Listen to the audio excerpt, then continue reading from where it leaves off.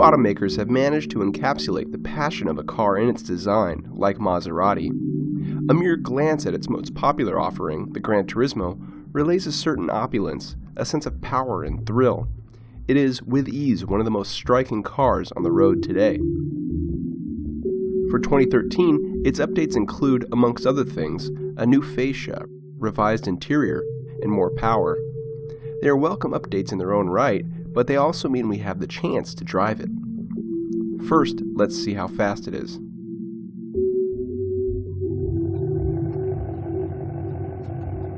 So the Maserati's working with a decent amount of power, but it's also carrying around quite a bit of weight. Fortunately, launching it's very easy. You put it in sport mode, turn off stability control, you can leave it in automatic, it's not any faster in manual mode, and then you just slam the throttle. Little bit of wheel spin, shifts happen at about 7,000 RPM on the tach, 0 to 60, 4.6 seconds,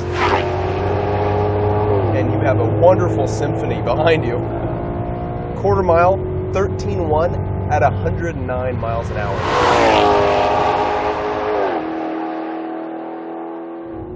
And the Maserati stopped impressively in our 60 to 0 braking test. The best stop took just 102 feet.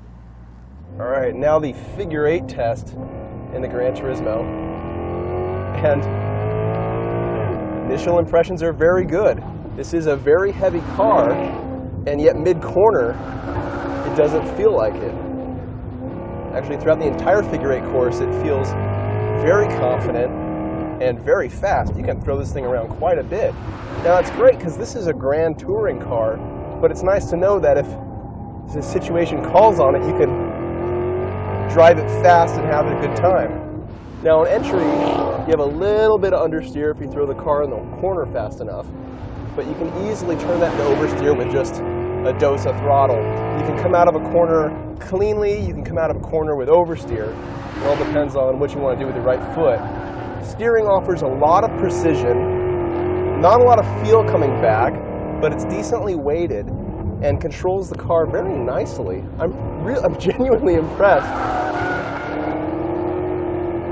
Now, limited slip locks up a bit on exit, so it's a little easy to get oversteer, heavy oversteer on corner exit. But this thing has a lot of grip and very admirable handling dynamics. This Maserati masks its weight well. I mean, the only time you really tell it's heavy is after a few laps and the brakes start going away. They do stop impressively, but you can tell they're getting worked pretty hard by all the weight this car's carrying around.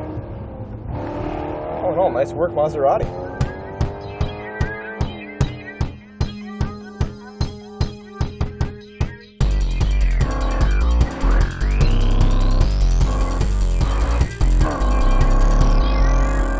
So let's get some of the criticisms of the GranTurismo out of the way first thing. Well, there aren't many, but the infotainment system feels a couple years behind, maybe a decade behind the curve.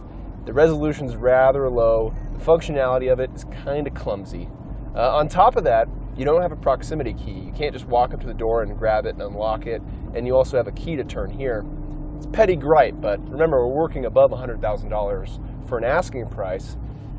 You would think those would be standard equipment. Now, the reason why I bring up the criticisms first is because this car does an odd thing when you drive it. You start making weird justifications. You think, well, who needs a push-button start? It's kind of rewarding to turn the key and hear that engine fire up. Maybe, maybe not. But then you kind of get used to the infotainment system, and you think, yeah, I could live with this. And the reason why is because this car just sort of seduces you into loving it. Perhaps it's something to do with the design. Maybe it's that wonderful exhaust note.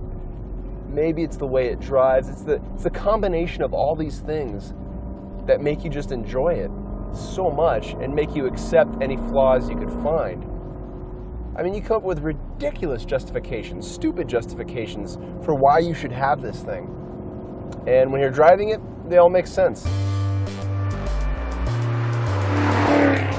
As far as powertrain is concerned, it's pretty respectable. We have a 4.7-liter V8 that comes from the same machine shop as a Ferrari engine.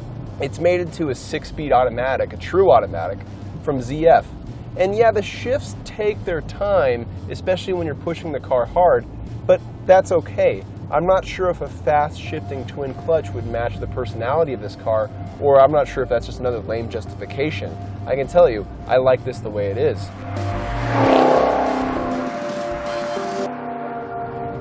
Now we have to talk about the sound this thing makes. It is absolutely wonderful. In fact, it's one of my favorite parts about this car. It has this sort of typical V8 burble, but it really cleans up. It smooths out as you rev it higher. It's a really rewarding thing to rev out.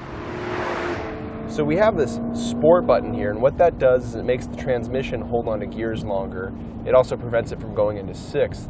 You slide it in manual mode, and the exhaust opens up, and you just get a deeper, rich tone.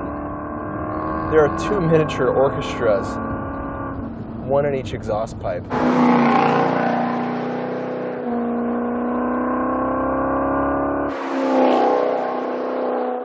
You know, as far as the interior is concerned, aside from this old-feeling infotainment system, everything else is really nice. It smells like leather. The seats are a little stiff, but they're totally comfortable at the same time. You can just sort of fall into a really relaxed attitude, a really relaxed mindset when you're driving this on a freeway.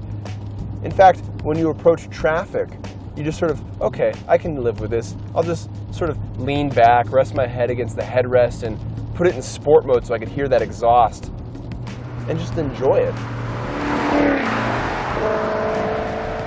These shift paddles, too, might be the biggest in the business.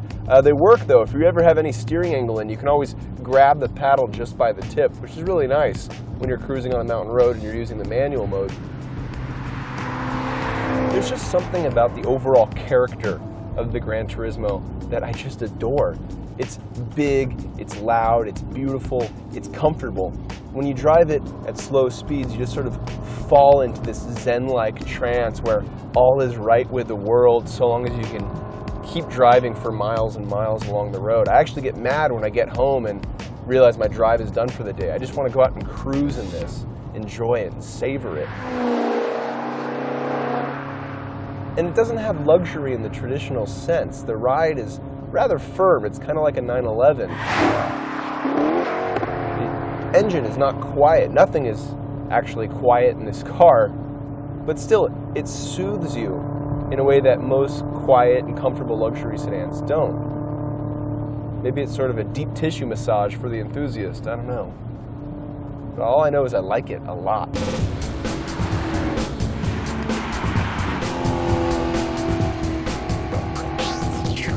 It's impossible to stay impartial in this car. Only the harshest, most stone-hearted of critics would get out of this thing without enjoying some part of it.